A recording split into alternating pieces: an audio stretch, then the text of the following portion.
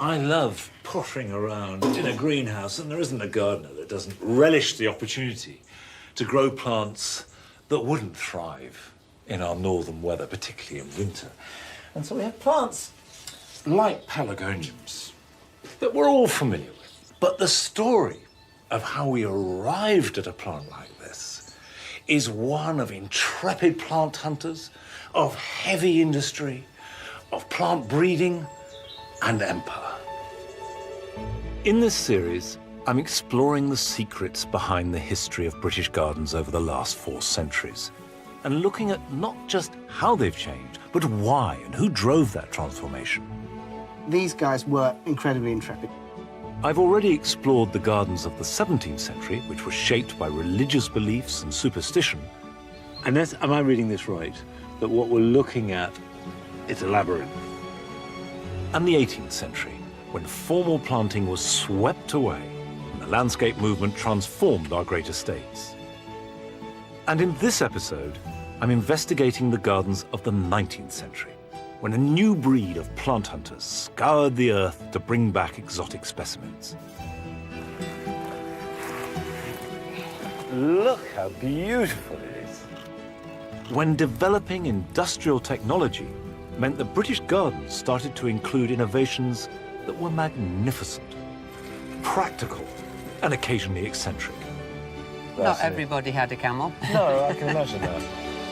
And social changes meant that everyone, from royalty And this is where Albert would come to look at his tree planting. to ordinary working people, So Paxton was flogging to the masses. could enjoy gardens for the first time ever. I believe that gardens are every bit as important as the buildings that we live and work in. And if we can unearth their secrets and listen to the stories that they can tell us, we get a unique insight into our history and what makes us the people that we are today.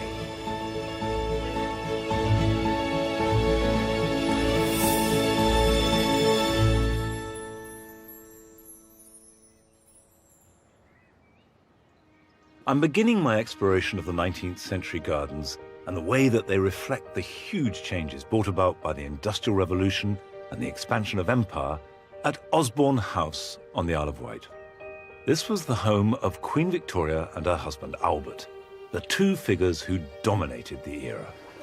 When Victoria and Albert came here in 1845, they knocked down the existing building. They wanted to make an absolutely fresh start.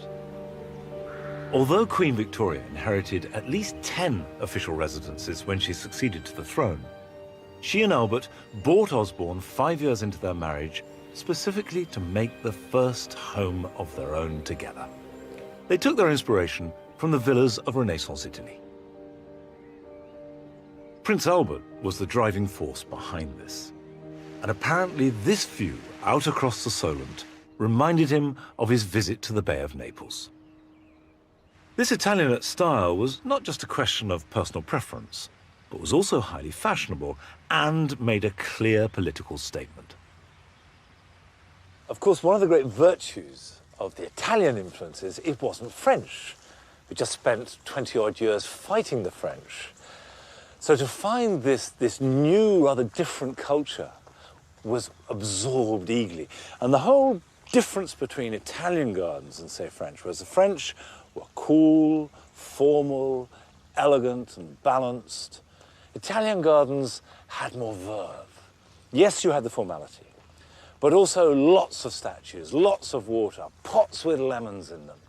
And the formality was filled with plants. And of course, this exactly chimed with what the Victorians wanted.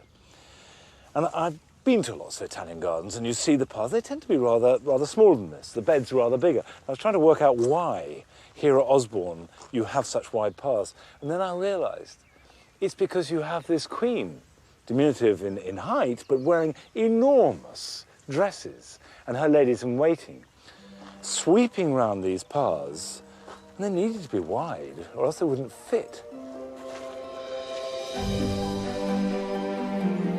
By the mid-1840s, when Victoria and Albert began laying out the house and garden at Osborne, Italianate garden design had become widespread. was a reflection of Britain's renewed confidence and wealth that followed the end of the Napoleonic Wars. But despite being in high fashion and the very best contemporary taste, what's really striking is just how personal every aspect of this royal garden was. We've got an extract from Victoria's diary, her journals. Breakfast out of doors. She loved having breakfast outside, in this very place, I think. Really? The garden was really important. Now, you've got this lovely little drawing which has been pasted onto it, which is her, isn't it? Yes. This is her sketch of the large flower vase. Rather good, isn't it? No, I was going to say, she's very good at it. She's very good. Yeah. And this is completely fascinating, because if you look at these drawings here, these are pages from a catalogue of works in artificial stone. And we know that Albert and Victoria actually bought quite a lot of the urns and the vases in the garden from this catalogue, which is sort of not quite IKEA, let's say home base. And I suppose if you're used to living in the splendour that they lived in, it's actually rather nice to come somewhere that's much simpler. Yes, it wasn't as though they didn't have a few bits and pieces elsewhere, was it? No. There is something endearing about the image of Victoria and Albert poring over catalogues and choosing a mass-produced urn or statue, and indicates a restraint that earlier monarchs and grandees rarely displayed. And if it also displays a lack of flamboyance, it does show a monarchy that is in tune with the modern world around them. What makes this garden so Victorian is the combination of the energy that just runs through everything, and also this infatuation with process and industry. Everything is new, everything is changing. So the fact that the terrace took an enormous amount of earthworks and needed a 25-foot retaining wall, so much the better. And that this, which in Renaissance Italy would have been lovely, soft, carved stone, is concrete. It's as though the aesthetic is in thrall to the process. Victoria and Albert seemed to take real pleasure in the process of constructing their garden. Once the terraces were finished and the various pots and ornaments duly purchased, they, and in particular Albert, took an active part in its planting. And if not actually wielding a spade, he was managing every detail from his control tower. And then look, isn't it amazing? This feels like a sort of a ship's mast or something like that. It feels like something built by naval builders, doesn't it? So you come out of this little door. Oh, bang the head, that's all right. And then this view. And this is where Albert would come to look at his tree planting. When he wanted to plant a tree, he would get a man to stand out there with a flag, and Albert would be on the tower, and he would sort of, you know, tell them to move it a bit that way, or, you know, adjust the position. Yeah, so he would be standing up here and going left, Yes. like that. and they would get it right. You look around and there are trees everywhere. Did he really control the planting of all these trees, or was it something that happened once or twice and has become part of the Albert myth? Well, I think he had a huge interest in trees and tree planting. He made his own nursery. Victoria complained vigorously that he spent far too much time in the woods, sort of, clearing them up and also planting. There's a wonderful letter that he writes in which he tells his daughter in Germany that gardening, and I think he meant landscape gardening, is a great art, because it's like sculpture, and you're modelling the land, and then you're cutting it and you're editing it, and it grows and it changes, and then you sort of cut and polish. And he loved doing it. I mean, this was something he could control. I mean, unlike politics or Queen Victoria, he could really control this land, and I think you do get that from that view, which I'm sure was created by Albert. In the light of this description of Albert's involvement, I want to explore the grounds, because it's still possible to identify individual trees planted under Albert's watchful eye, and each of them has a story to tell. This is what we now call a Sequoiadendron giganteum, but it was known back then as the Wellingtonia, named after the Duke of Wellington. And it was planted in the 1850s, and like all the other trees planted here at Osborne, it's been logged, and it goes Wellingtonia gigantea, HRH the Prince Consort, 24th of May, 1855, garden lawn. 24th of May was Victoria's birthday. So this was planted as a present to commemorate Victoria's birthday. And then it has a column saying, remarks, native of California. And the point about 1855 is the seed was only introduced into this country a couple of years earlier. So this would have been one of the very, very first seedlings of these incredible trees. So what was extraordinary was that Albert wasn't just part of a new Italianate garden movement, that he was actively involved in the positioning of plants and the choice of them, but also he was planting here at Osborne trees that were completely new to Europe. One of the very, very first specimens ever placed into the ground. Albert's Wellingtonia was just one of a number of rare and unusual trees planted at Osborne, and it reflected the growing wealth and confidence of the nation and the rapidly expanding empire that they were reigning over. And as the dominions grew, so did the horticultural ambitions of the nation's gardeners. Increasingly hungry for new exotic plants, not least as a symbol of growing colonial power. The supplier of over 350 of Osborne specimens, and the dominant force behind the mania for plant hunting, was Kew Botanic Gardens in London. And in many ways, this was one of the most influential gardens of the whole of the 19th century. A visitor to Kew in 1800 would have seen what was fundamentally an 18th century landscape garden.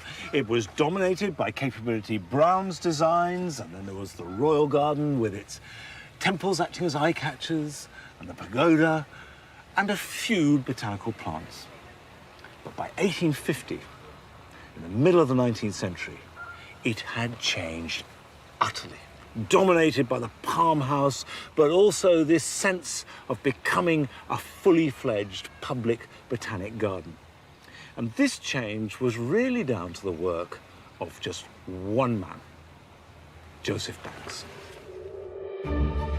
Born into a wealthy Lincolnshire family and showing a keen botanical interest from an early age, Joseph Banks became Kew's first official director in 1797 under the patronage of George III. At that time, Kew was also a royal retreat with its 18th century landscape gardens adjoining the relatively modest Georgian Palace.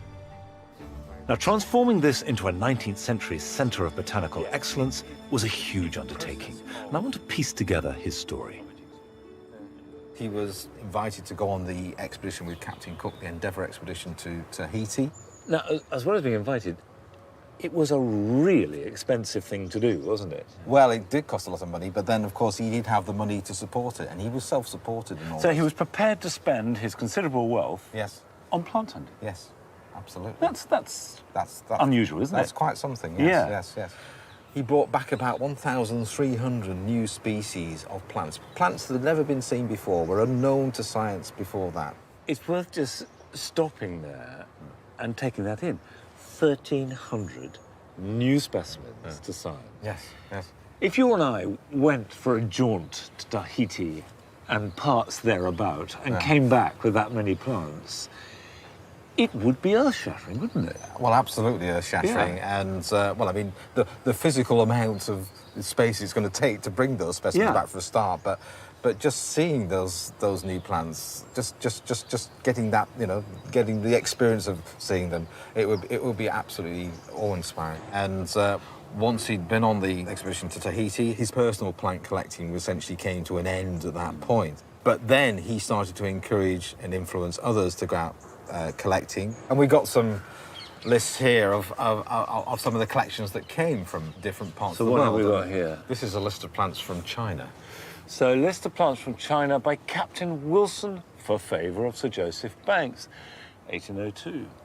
And these are extraordinary plants. I mean, these are really, really exotic and unusual for them. Yes. Even now, you know, gardenia, plumbago, hibiscus, passiflora. We've got gingers. So he really was the instigator Yes. of that great 19th century drive Yes. to bring plants back. Yes, yes, yes. Joseph Banks' personality dominated everything at Kew, even down to how they handled individual plants. There's a story I love of a plant coming in and Banks coming to inspect it and grabbing it and putting it on top of his head as he walked away so that no one else could physically get hold of it. Banks triggered a plant hunting frenzy, and people now travelled to the extremities of the globe in the search for new specimens. Banks was determined that Kew should become the greatest botanical garden in Europe, and he jealously laid first claim to any new plant that arrived on British shores. I've always been fascinated by these early plant hunters, not least because one of my forebears, George Donne, was one of them. And he, like so many of these explorers, was Scottish. So my next stop is Edinburgh Botanic Garden. These guys were incredibly intrepid. If we take David Douglas as an example, this gentleman here, in his mid-20s, sometime around in the 1820s, was sent out to North America, and he walked across North America from sort of near Hudson's Bay right across to British Columbia. I think it's about 3,000 miles, something like that. Collected a whole lot of plants, and then walked all the way back across again. 6,000 miles, well, that's in a straight line. Let's assume he probably did 10,000 miles of walking. I mean, it's amazing. I suppose most people know him for the Douglas fir that was named after him, but he also introduced lots of other plants like flowering currants, skunk cabbage, things like that. Plants that many of us are growing in our gardens now. Few of us probably don't have something that David Douglas introduced in our gardens. It wasn't, I suppose, just tough terrain that they were having to deal with, was it? Well, no. In the case of poor Robert Fortune, this guy was sent to China on a sort of industrial espionage trip to find particular plants. But he was really walking into the Opium Wars. The British were essentially bombarding the Chinese ports into submission. And so he was sent off behind enemy lines, if you like. He had a shopping list of plants. We want you to find a yellow camellia. We've heard that there's a peach that's £3. You want to find that too. Chrysanthemums, I think they wanted, and there was various other things. And so he was sent off to China to get these. In really must have been a terrible political turmoil at the time. A war zone. A war zone, essentially. And he had some sense that this was the case because he wrote to people who were sponsoring him and asked if they would supply some weapons for him. And if you look at this letter here, basically what they do is they suggest that he take a stout stick. I'm much disappointed at the resolution of the committee with regard to firearms. I may have an opportunity sometime to get a little way into the country, and a stick will scarcely frighten an armed Chinaman. You couldn't make that up, could you? I'm off, dear. I'm going to fight the Chinese, and I've got my thick stick. Well, you'll be pleased to hear he got his arms. Did he make good use of them? Well, it turned out that on his way back from China with all his booty, he was on a boat sailing down the river, I think it was out into Shanghai, and was attacked by 6 lots of pirates. And he was the only armed man on the boat, so he waited till the pirates came almost alongside, and they were firing at him at the time, and he basically shot them. I don't know how many pirates he actually shot dead. Although the plant hunters went to incredible lengths to collect their trophies, the hardest part was keeping the plants alive between collection and delivery. Indeed, there are contemporary accounts of up to 95% of specimens failing to survive the journey home. But this was the age of invention. When a problem presented itself, it didn't take long for someone to come up with a solution. That goes on like that. This is a replica, quite an old replica, of an 1836 Wardian case. Now, the Wardian case was invented around about 1829 by Nathaniel Bagshaw Ward. And although it does manage to look like a cross between a sort of weather station and a chicken shed, it changed everything. Because it meant that for the first time, plant collectors could bring live plants back home with them. And what happened was that the sides lifted up. This is quite fragile, so I'm actually just going to take that off. But in this area here, you make a bed, you fill this bottom layer with soil or compost, and then you plant into it. And basically, it becomes a traveling greenhouse. And so the specimens that you've forded rivers and climbed mountains and fought off bandits to collect can be brought back live, and if they're brought back live, A, you can impress and show people, and B, you can take cuttings and collect seed and grow them on. And of course, for trade purposes, that was really important. So if I take some plants here, all of which are from China. In fact, we've got here Robert Fortune's. This is Trachycarpus fortunea. So he would have taken it out. Probably wouldn't have got it in a pot with the roots nice and neat, but there'd be a bit of substrate there, and he could just pop it in, and it's in a growing medium. And it would take quite large plants. Obviously, the shape means that there's room for plants to grow. And once they're in here, they can be watered. You can let air in by opening the sides. You've got light, you've got shade, you've got a little micro system. And of course, they can be kept warm if you're moving around. My ancestor, George Don, collected plants in the 1820s in West Africa and Brazil and the West Indies. Now, these are all plants that needed heat. And then he went up to New York, where he intended to stop and collect more plants, but it was below freezing. And the plants that he had from the warmer countries were dying. So he had to return home as quickly as possible, and as it was, still quite a few of them died. Had he had a Wardian case, the chances are they would have survived. For all its simplicity, the Wardian case transformed the movement of plants around the world. As one of London's leading nurserymen stated, whereas I used to formerly lose 19 out of 20 I imported during a voyage, 19 out of 20 is now the average of those that survive. Once plants could be reliably brought back to this country, the next challenge lay in successfully growing them in our British climate. And the man who had gained greatest fame for addressing this problem was Joseph Paxton. He was a gardener, engineer, inventor, and one of the 19th century's towering figures. So I have now come to Chatsworth in Derbyshire, the home of the Dukes of Devonshire, and where Joseph Paxton forged his career.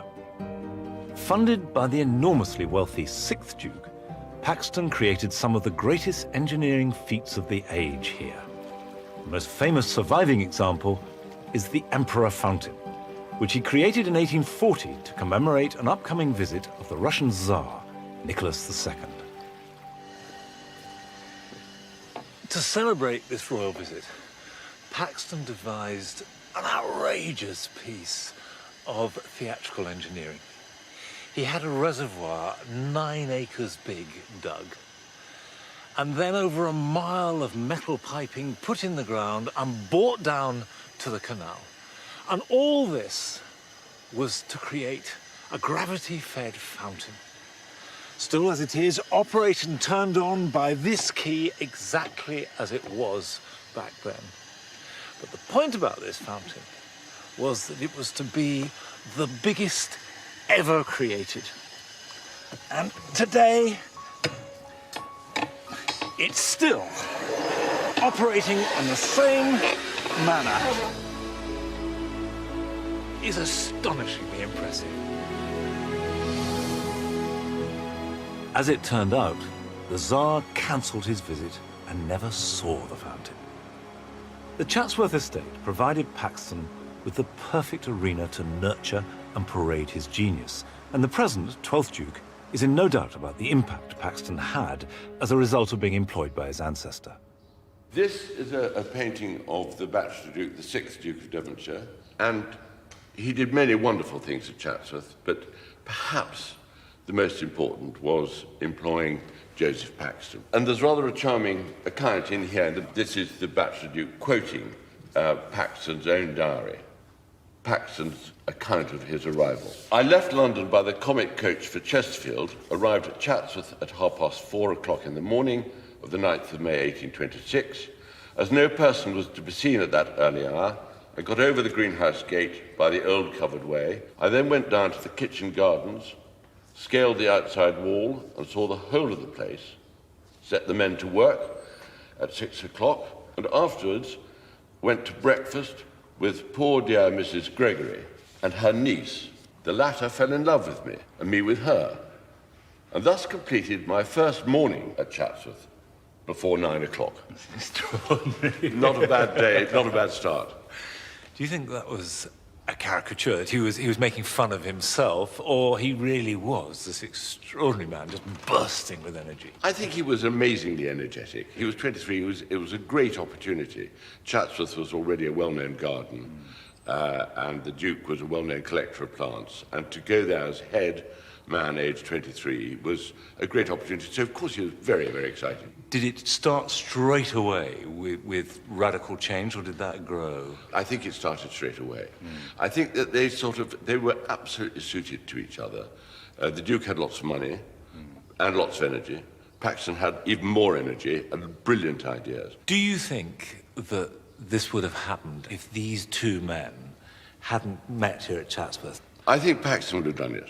I cannot believe that genius, which is what he was really, would have been suppressed. He'd have found another opportunity somewhere else. Chatsworth would have lost. The sixth Duke and Paxton between them created one of the great gardens of the age. The Duke used his wealth to indulge his passion for plant collecting, and Paxton employed his energy and genius to create 22 glasshouses to contain them. One of these was revolutionary, and was to have a huge influence on glasshouse design and gardens for the rest of the century. This site, where the modern maze stands, is all that remains of Joseph Paxton's incredible great conservatory. I've got a photograph of it here. It's this monumental glass structure, and the base of it is this wall, and there they are. There are the walls. And I've seen pictures, but until you come here, you don't get a feeling of what an audacious project it was. The glass must have been as tall as those trees, and the path through it was wide enough for 2 carriages to go side by side. And Paxton, with no training, made this structure in 4 years that transformed everything. It took glass houses and conservatories, which did exist, but in a modest way, it took them completely to another level. Rare and precious plants coming in from around the world could be put together like a garden. And what he did was to unlock the door through which a completely new style of gardening passed through. The creation of the great conservatory at Chatsworth was the result of the combination of Paxton's genius and the Duke's great wealth, but its construction was also entirely dependent on new developments in industrial technology. I've come to the English Antique Glass Company at Alvechurch near Birmingham to discover how the transformation of glass manufacture made the great conservatory possible. In the 1830s, techniques were devised of blowing glass into huge cylinders, and Paxton realized that these could be turned into panes of glass that were bigger than any that had been made before. Right, so this is the muff once it's cooled down. Right. What we've done is cut the top off and taken a strip out of the middle. And why'd you do that? It's so that when it heats up and goes through the tunnel, it doesn't stick back together again. By taking the strip out of the middle, it'll soften and fall inside the cylinder. Because it can cause all sorts of problems if they get stuck together. So you're loosening it, so obviously you want it to open out and unfold? Yes, yeah. That's the idea, yeah. That's the theory. Okay. Right. This is 900 degrees in there, so the glass starts to soften. And if I just pick it up and then draw it into the heat, I'm just giving it a bit more heat to soften it up. And then when the table comes in, I'll just drop it on.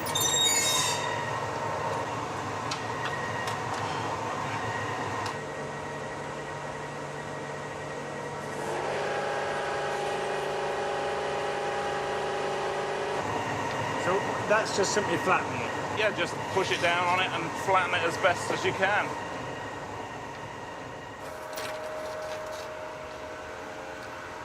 When the process is finished, this is what you end up with. A sheet of slightly wobbly, very beautiful glass not particularly big by our standards, quite heavy. But this process meant the glass could be made that was much bigger than anything previous, was lighter, let in more light, and it revolutionized the way that glass houses could be used and the plants that could be grown in them.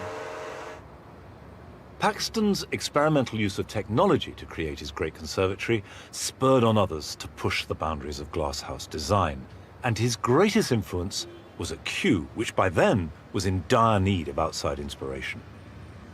In 1820, Joseph Banks died. And this was a blow because he was absolutely the guiding light of Kew. Nevertheless, the garden was still functioning. It was receiving plants pouring in from all over the world. And this in itself was proving to be a problem because the glass houses weren't up to the job. These plants were growing. Some of them were bursting through the glass at the top, and Kew was literally running out of space. Something had to be done. William Hooker was appointed as new director, and his first priority was to create a new palm house. In 1844, Hooker employed Decimus Burton, who had worked on Paxton's great conservatory, to design the greatest glasshouse the world had ever seen. And it was to be 25% bigger than the one at Chatsworth. Burton based his design on the upturned hull of a ship and used the latest wrought iron technology to span its enormous widths that were clad with 18,000 panes of glass.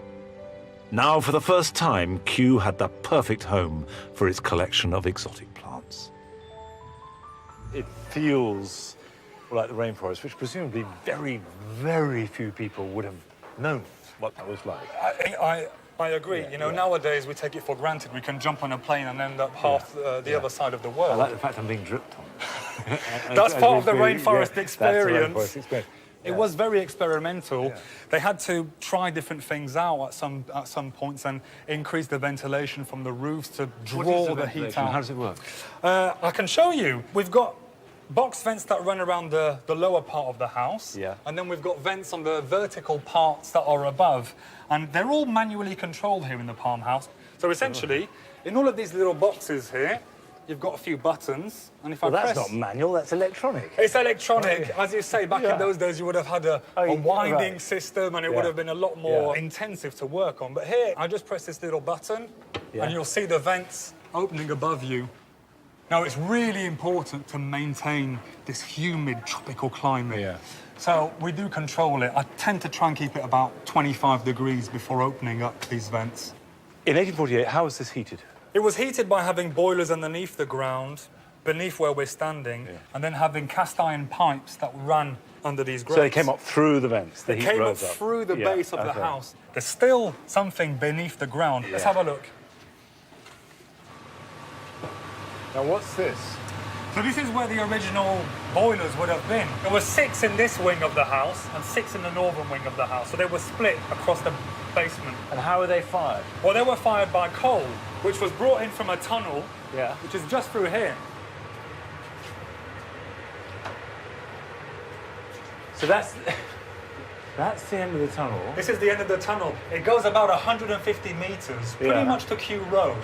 Yeah. And there was a miniature train track running down here, and then they would have had the carts being pushed along this little train track, up and down this, all day, to fill these boilers full of coal. So a railway system. A mini railway system underneath the lawns of Kew Garden. See, I love the way that there's just such a fearless energy about this, isn't there? You know, let's build the biggest glass house ever being done. Let's use a new material. You know, let's build a railway system underneath to fuel it. I tell you, the Victorians, they were really forward-thinking and ambitious. And presumably quite a lot of coal at that, because it's warm. It must have always been quite a big thing. There'd been a huge amount. If you think on a winter's day when it could be -5 outside, they're still having to heat this building to at least 20 degrees Celsius. It would have been a huge amount of materials.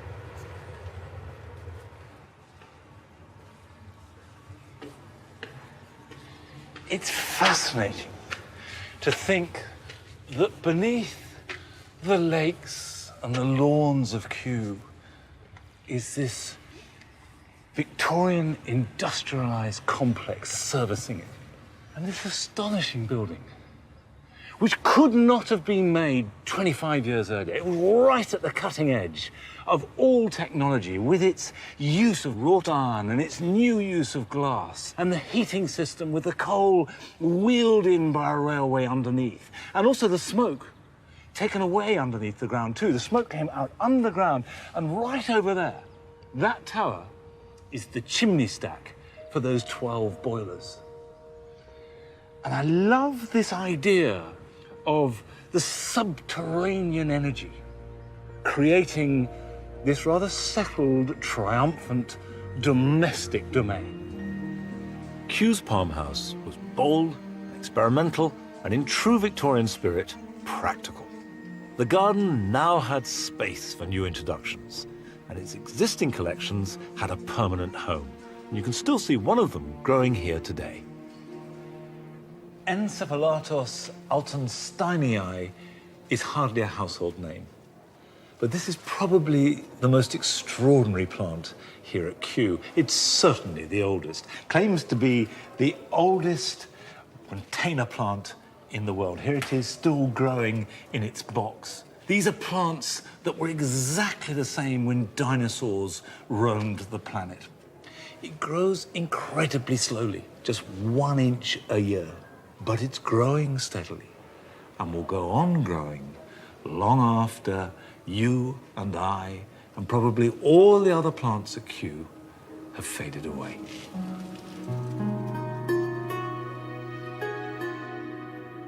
By 1849, Kew's tropical plants were housed in the greatest glasshouse the world had ever seen.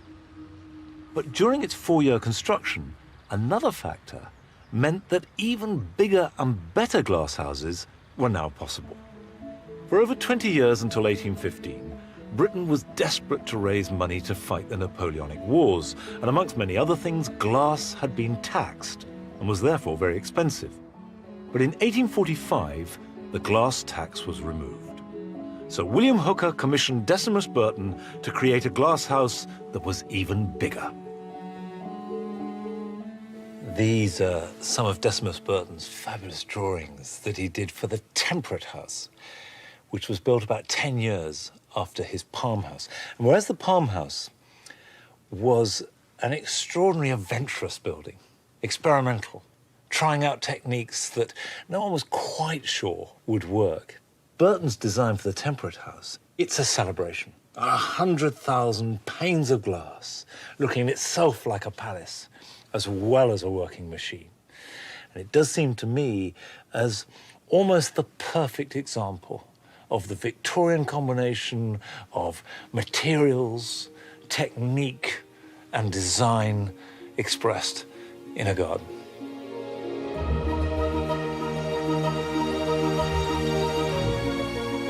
As a result of the technology used in these buildings, the Victorian gardener was spurred on to grow more and more exotic plants, although some attempts were more successful than others.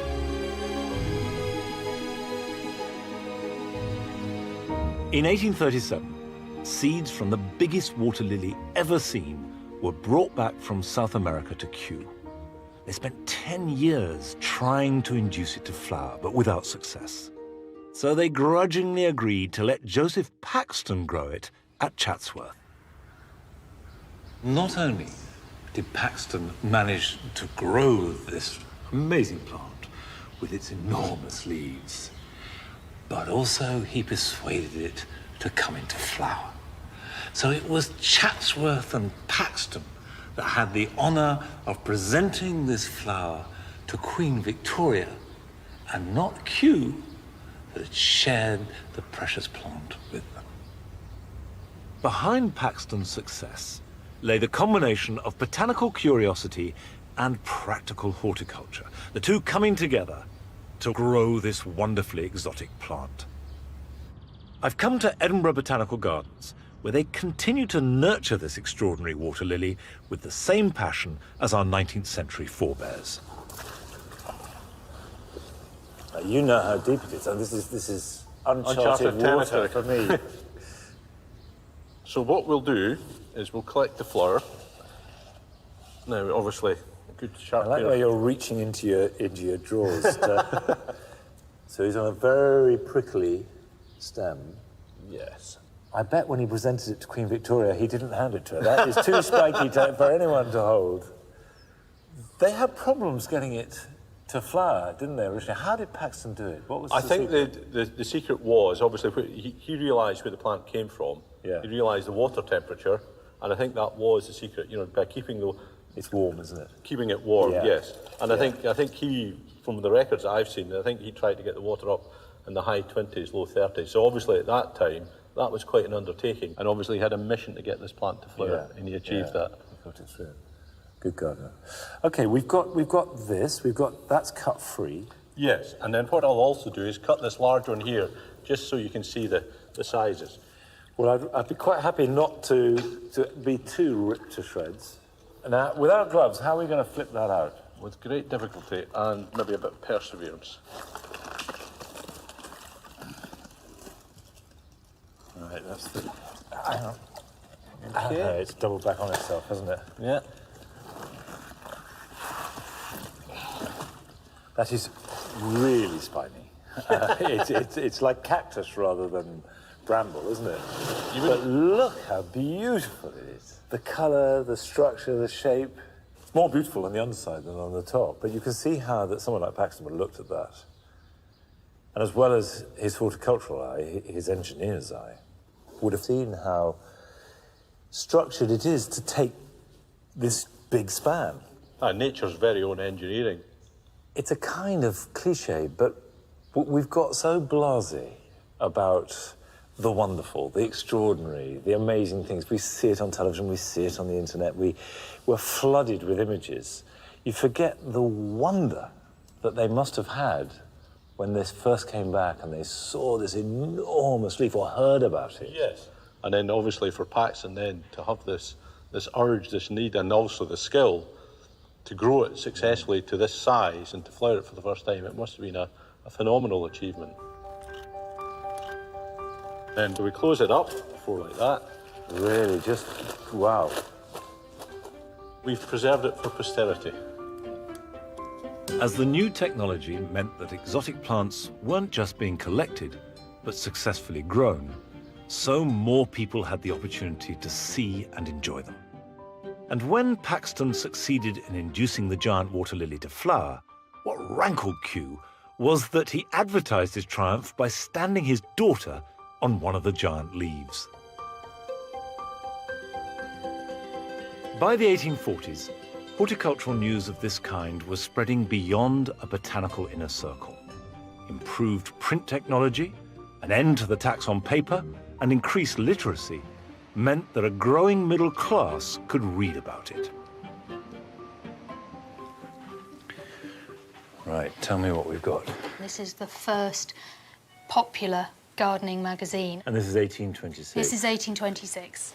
Conducted by J.C. Loudon. Now tell me about Loudon. This is John Claudius Loudon, Right. and he's this incredible workaholic writer, journalist, campaigner.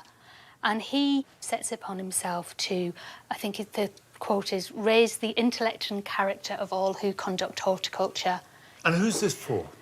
Well, this started off quarterly and cost 5 shillings, which is about £20 equivalent. So this is not your working man gardener. This is somebody who employs a gardener. So what you find in here is a mixture of the latest news about new procedures. It's about keeping up to date. Right.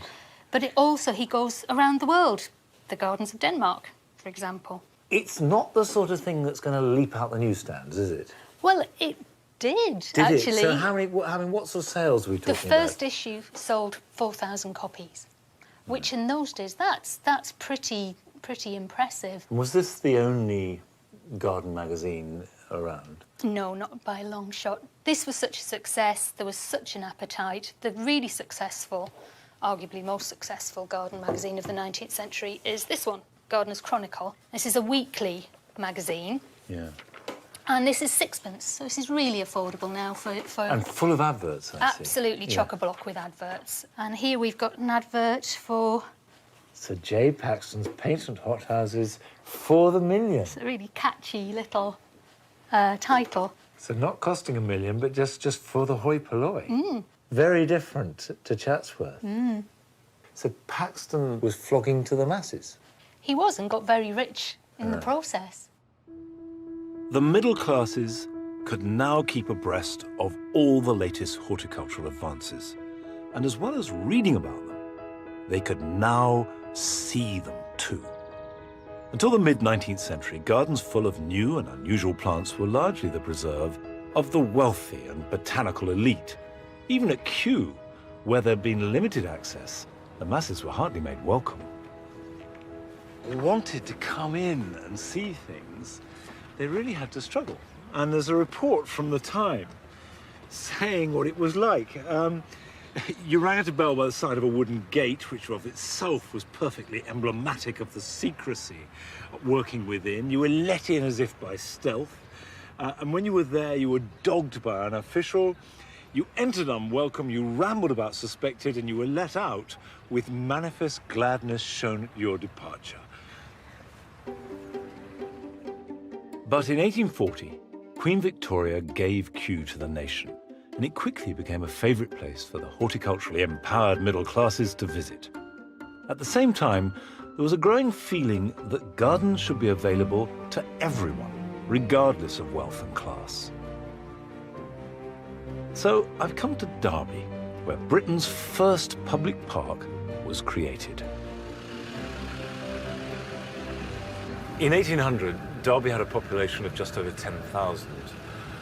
But by 1850, that had quadrupled to over 40,000, and it was a big, busy industrial town. And most of that population was made up of workers who had come in to serve the factories that were growing up. And they were poor and living in pretty grim conditions. However, there was at the same time a sense of social responsibility, a sense that these people needed recreation, they needed some kind of urban facility. And so in Derby, they set about providing just that.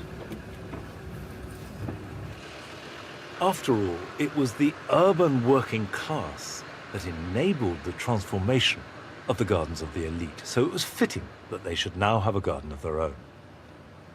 It was the brainchild of a local mill owner, Joseph Strutt, who spent £10,000, about £250,000 at today's values, in creating it. And he turned to John Claudius Loudon, the editor of the Gardener's magazine, to design the Arboretum on the 11-acre site on the edge of the city. Loudon's design was carefully contrived to maximize the available space, with serpentine paths running through the trees, which in turn were planted on landscape mounds to contour the view. To find out more about the story of the park, I spoke to its manager, Mick McNaught. So all the earthworks were done by Loudon? Yes. Why was that, do you think? There's two real forms for the sculpted landscape in here. One, it's a very small site, it's only 11 acres. So everyone was aware that if it was left flat, if it was left entirely flat, you'd be able to see from one side to the other, and you'd really get a sense of how small it was. So the mounds were there to give a sense of space and seclusion, so that people walking down this path wouldn't see the people walking down that path. Did Loudon do a plan? He did. He did a fantastic plan. I'll have to get my glasses out. Yeah, me too. We're old and blind, but we'll go with that. Two old boys having a look at it. There's several plans in here. So where are we standing now? We are now standing, it's upside down for where we are. So you're actually best off looking up here, and we're along this path here, round about this point there. And these numbers relate to trees that were planted by Loudon? Yes, there's a whole... So are there any original ones that we can see? There are. I mean, there's a fantastic example of a pseudo-acacia here. Specifically demonstrates Loudon's desire to show a tree to its full advantage. Very much wanted to see the root structure being displayed, so as such left instructions that all the major plantings should be on top of mounds to encourage the show of the roots. He goes into the minutest detail of the tree through a season, from the fresh, verdant growth and how it changes, all the different colour changes to trees and leaves that most of us just don't notice. And he very much wanted to show trees off just to their absolute best, and that was a passion that he held. Now, it might seem that an arboretum is an odd choice, but actually it exactly fits the time. For a start, they're beautiful. Arboretum are lovely places to visit. Secondly, it was an open space. Consider that most of these industrial workers had come in from the countryside and they were living in what we would regard as slums. So just a space like this was a lung. It was a green piece of freedom. And the third consideration, and probably the most important, was the education that was involved. Arboretums aren't just trees, they are a collection of rare and unusual trees gathered from all over the world. Plants, remember, coming in from the world as plant hunters were bringing them back home. And then they're grouped in collections, so you can see different types of a certain species. And for example, I came in today, and this tree behind, I couldn't recognize it, couldn't identify it. Looked it up, and it's Magnolia acuminata, surrounded by other magnolias in this area. So I've just had the most perfect Victorian experience. I've wandered around, wonderful trees, light filtering through the leaves. It's an open space, free from the hurly-burly of Derby and the town outside, and I've learned something. The park was an instant success, and 8,000 people attended the opening in 1840. It also began a trend, and by 1880, nearly every town and city in the country had its own municipal park, complete with lakes, fountains, lawns, and promenades. Like Derby, many were sponsored by philanthropists, from local industrialists to the wealthy landowners like the Dukes of Devonshire. Some were designed by the greatest gardeners of the day, like Loudon and Paxton, who created Buxton and Birkenhead parks. And all, like here at Cannon Hill Park in Birmingham, were established with the same Victorian belief in technological, social, and moral improvement. It's extraordinary that this land, which was marshland, was converted into a park in just a few months. It was commissioned in March 1873 and opened on the 1st of September of the same year. We couldn't do that now. And it's a tribute, above all, to the incredible Victorian energy. But once it was opened, it then had to be maintained, and energy alone wouldn't do that. To keep this in the manner to which the people of Birmingham needed it and wanted it, you needed technology. This led to a machine that is very familiar to our modern eye, although with an unusually literal take on horsepower. Right. What date's this? This is from the 1880s. It's called a Green Silence Messer. Right. Which was a new super-duper model, which in Latin means silent cutter. Well, let's see it cut silently. Let's see how this works. Oh, there we go. It's cutting nicely, isn't it? Can I have a go? Straight line, say. Right. Whoa, whoa. No, she's not going to stop. She's going. Right. And anything I have to do? Say walk on. Okay, fine. Walk on, Star. Walk on. Whoops, she's on.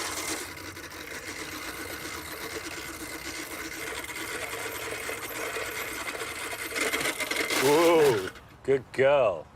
How much would this have cost in 1885? Around about £50.